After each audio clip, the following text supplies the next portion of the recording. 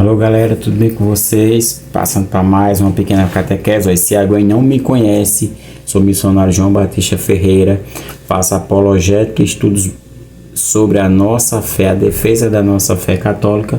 E vamos para mais um vídeo. Antes de nós começar, por gentileza, já que você está nessa oportunidade de eu dialogar com você, de eu conversar, curta o vídeo, se inscreva no canal se você não é inscrito. Vamos aumentar mais o número dos nossos inscritos no nosso canal. Compartilhe com seu amigo, com seu tio, com sua tia, com sua mãe, com a sua mãe, com a sua irmã, com seu pai, aqueles que gostam da palavra de Deus. E tem um irmão protestante, compartilhe também. Se ele quiser dialogar conosco, estamos às ordens para dialogar. Sou católico apostólico romano, a igreja fundada pelo nosso Senhor Jesus Cristo, no capítulo 16 de São Mateus, versículo do 18 ao 19. Vamos lá. Olha, eu gosto de ver bastante vídeos, né? Estudar bastante as escrituras. Vamos pedir a intercessão de São Pio de Petrecina, Nossa Senhora de Anguera, para mais uma batalha, mais uma missão, né, Pio? Olha, eu gosto de assistir vídeos e de ler também muito, para a gente passar um conteúdo bacana para vocês. Essa semana teve a live do Eduardo Faria, né, o ex-pastor presbiteriano. Ele está carregando a multidão de protestantes para a igreja católica, né? Ele, depois da sua convenção, estudou a doutrina, foi para o catecismo e agora está trazendo muitos protestantes para a nossa Santa Madre Igreja Católica Apostólica Romana. E ele estava conversando com a ex-protestante Carla Brender, e eles dialogando. Eu achei algo interessante para eu passar para vocês. Olha, preste atenção. O Eduardo, ex-pastor protestante, teólogo dos bons, presbiteriano. A Carla fazia parte de outra denominação, também teóloga, bacharel, né, em teologia bíblica, mas tinha coisas nas Sagradas Escrituras que eles não sabiam dizer. Vocês já pensaram? Sabe por que eles não sabiam dizer? Porque a Escritura é católica, minha gente. Não tem como a Escritura ser protestante. Um cara é bacharel, ela é bacharel em teologia bíblica, e ela não conseguia explicar algumas coisas que a doutrina católica e apostólica romana explica de uma maneira precisa. E eu vou botar um vídeo aqui, um áudiozinho aqui pequeno deles dois. Preste atenção, galera, você aí que é católico e você que é protestante, seja humilde. Eu discordo, seja humilde. Você por acaso estudou teologia ou filosofia? Não, teologia, não estudou filosofia, né? Teologia, não. Escute dois grandes teólogos protestantes que não conseguiam, enquanto eram protestantes, explicar algumas passagens da Escritura. Eu vou colocar aqui o áudio, vai ser uns 3 minutinhos. Vocês escutem bem o que essa mulher falou depois da sua convenção. Aí sim, tirou as escamas dos seus olhos. E o Eduardo também. Vamos entender um pouco a pergunta. Eu vou fazer um estudo bíblico aqui com outras questões também, que eu vou abordar na Bíblia, que só é explicado por a Igreja Católica. A Bíblia é católica. O protestante fica... filhinho. A Bíblia é católica, meus irmãos cavalinhos. Vamos escutar. Vocês me desculpem que o último vídeo tinha uma benção de um grilo aqui que cantou. Até o professor, valeu professor. Professor Rubens sabe muito de história da igreja. Disse que eu convidei ele. Eu convidei, professor, mas eu convidei ele secretamente, que eu não tinha nem visto onde ele estava. Foi aquele barulho todo. Depois vamos que vamos. Vamos escutar o que eles estão falando. Depois eu passo um pequeno estudo para vocês.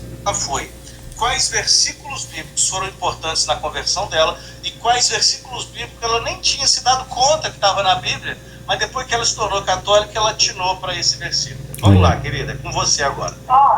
Eu fiz uma lista aqui, mas eu vou separar, primeiro, alguns versículos que eu lia, que eu não entendia.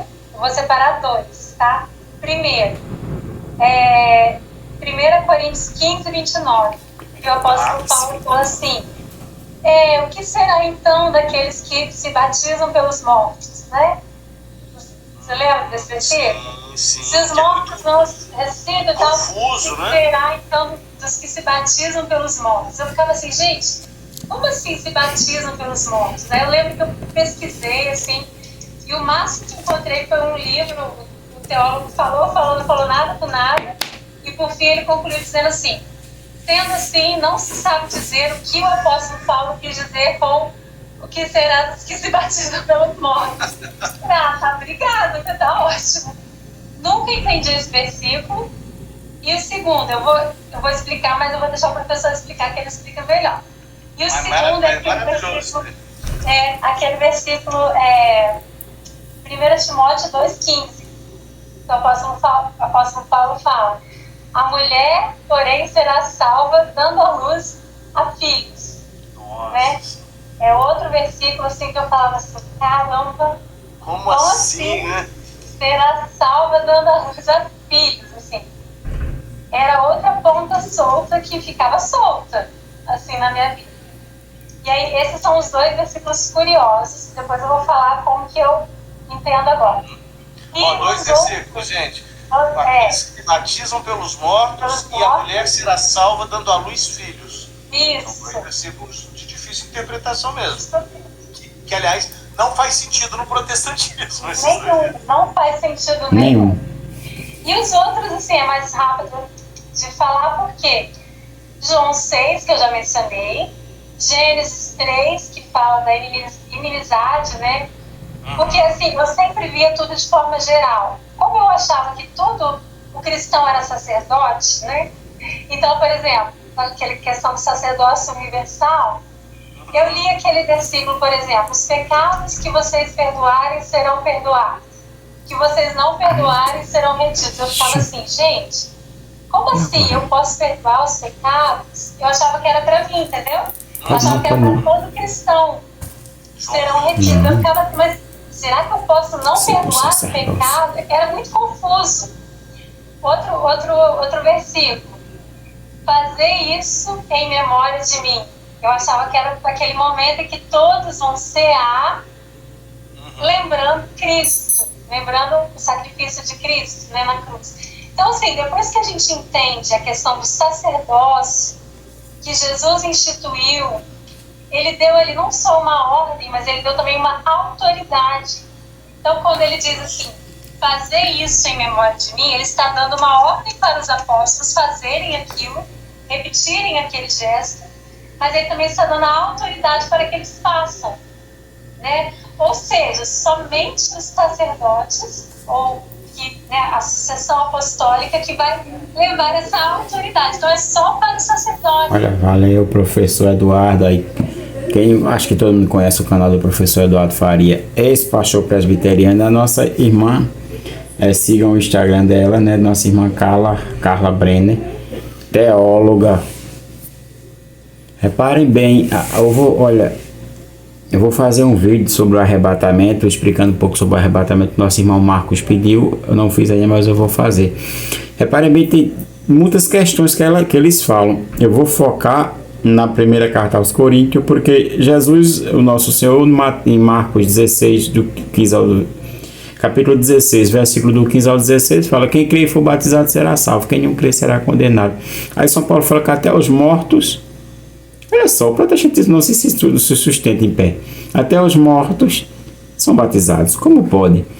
E ela não sabia. Depois ela veio dentro da doutrina católica e ela foi entender este versículo. Ela colocou também o versículo de 1 Timóteo 2,15 sobre a questão das mulheres. Esse versículo aí, ou esse assunto especificamente, foi um da mulher do também professor, o grande professor, ex-pastor presbiteriano Scott Hahn. A mulher dele, a Kimberly, se converteu através dessa questão aí, sobre a questão de filhos, de ter filhos, que no protestantismo isso é coisa, né? Dentro da Igreja Católica tem todo um círculo para explicar isso aí, sobre a questão dos recursos naturais, né? E é uma questão bem complexa, mas tem uma doutrina fantástica da Igreja Católica que explica isso aí, e a Kimberly, ela se tornou uma expert nessa doutrina sobre a questão de que a Igreja proíbe os métodos anticoncepcionais. Mas vamos para o vídeo. Olha como está escrito na primeira carta aos Coríntios, capítulo 15, versículo 29. De outra maneira que intentam aqueles que se batizam em favor dos mortos. Se os mortos realmente não ressuscitam, por que se batizam por eles? Olha, é um versículo de difícil interpretação, mas a igreja nos interpreta. O que é que significa esse batismo pelos mortos? Significa sacrifício. O professor Eduardo Faria, mais a teóloga Carla, elas explicaram o que significa sacrifício, e a gente só vai entender bem essa questão. O que é um sacrifício? Aquilo que a igreja faz pelos seus mortos, aqueles que estão no corpo místico de Cristo, mas que não estão puramente a sua purificação completa. Se chamam-se as almas que morreram em pecado venial. A purificação. Oração pelos mortos, sim, oração pelos mortos. Não é um batismo como os irmãos protestantes pensam que é, mas é como a gente celebra a Santa Missa e coloca nos oferecimento os nossos mortos. Prestem atenção o que eles vieram explicar depois que se tornaram católicos. Este texto aqui explica 1 Coríntios 15, 29. Preste atenção. Na carta, a segunda carta aos Macabeus, livro deuterocanônico, que os protestantes falam que é apócrifos. Se for apócrifo, vocês vão morrer sem entender esse versículo aí. Mas como ele é deuterocanônico, a Igreja Católica trata como inspirado, ele explica esse versículo 29 da primeira carta aos Coríntios, capítulo 15. Aí, escutem bem.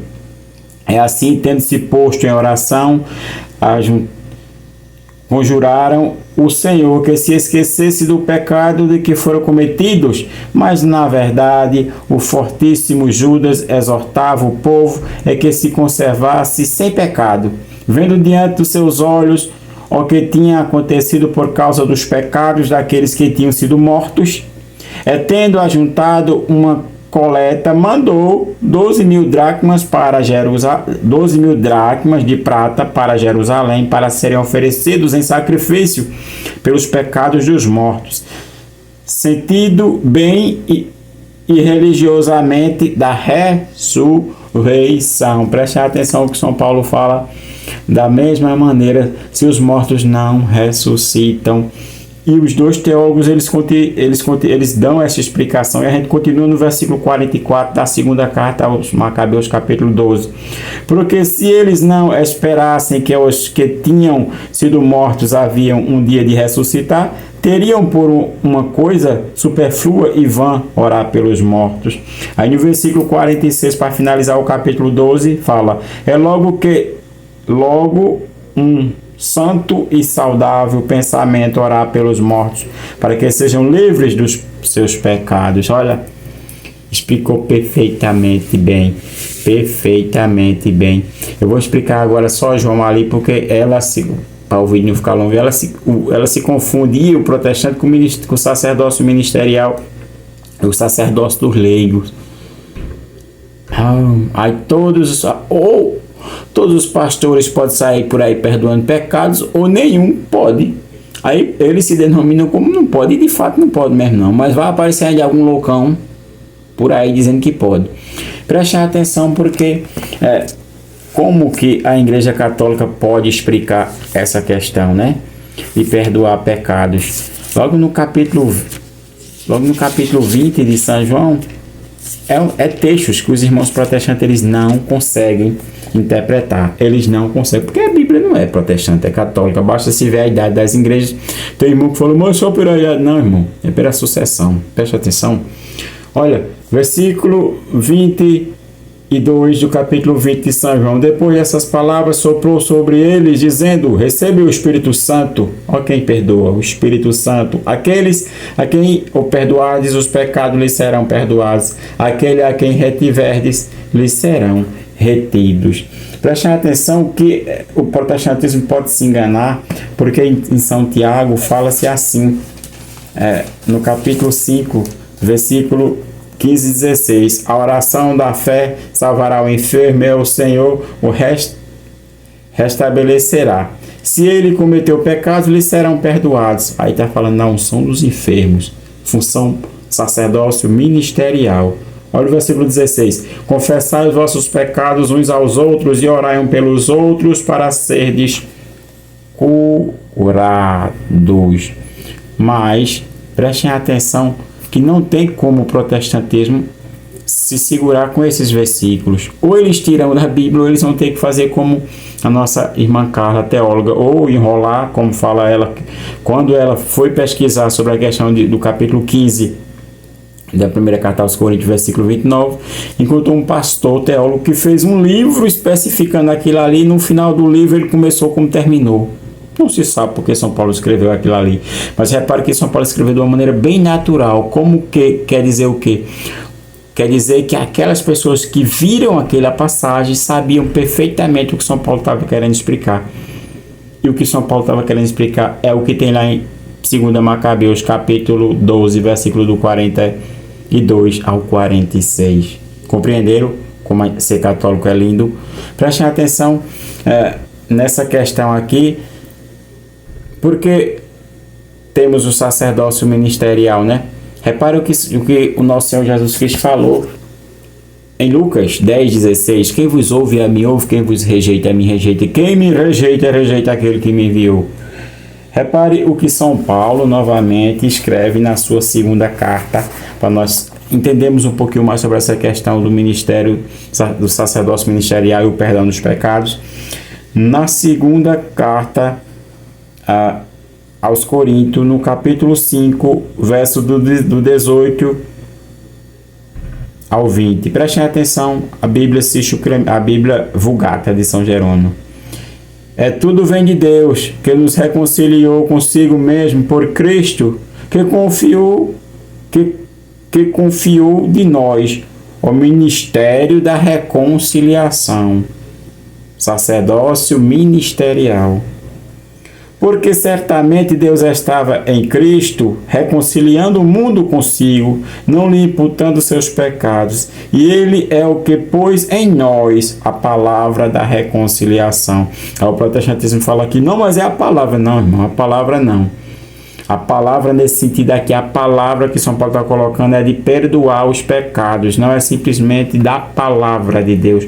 Porque se fosse da palavra, aí os pastores saíam perdoando, e eles não fazem, eles não podem, tá bom? Prestem atenção.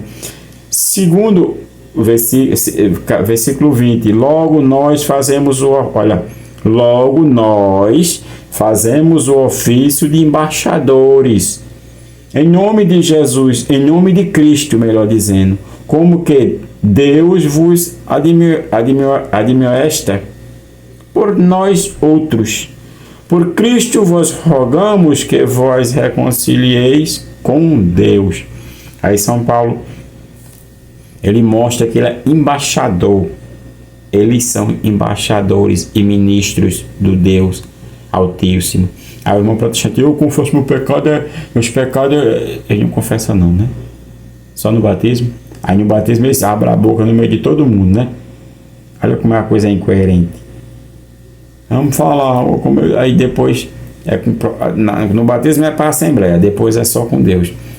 Interessante que no capítulo 1, se eu não estou enganado, de São Marcos, os fariseus vinham confessar seus pecados com João Batista, que era um homem, né? João Batista, Salve Maria, viva Cristo Rei. Isso é só uma palhazinha. Se quiserem pegar a live do ex-pastor Eduardo Faria e a Carla Brenner, foi sensacional. Foi 2 horas de live, mas foi sensacional. 2 teólogos protestantes que se tornaram católicos. É muito fácil, né, irmão protestante, vocês converterem aquele católico que está passando pelo andor, aquele católico que está desprezado, que não entende doutrina, que vive jogado, e vocês chegam, aceita Jesus, é muito fácil. Agora, quando vê 2 criaturas dessas se converterem, é sinal que o poder de Deus e a força do Espírito Santo está agindo, porque elas não tinham motivo algum para se converter. O pastor Eduardo Faria, o ex-pastor Melozino Eduardo Faria, um salário bom, 5 prato era 3, eu não estou enganado, 5 era 3 mil, casa, carro, tudo por conta da igreja. E ele teve que deixar tudo e ser um simples missionário católico, viver de ajuda, de providência divina. É claro que o seu dentro do contexto familiar, né? E a pastora que pregava lá, né? Ela era quase pode dizer que era uma pastora, não era uma pastora, mas pregadora da sua igreja, teóloga, ajudava bastante.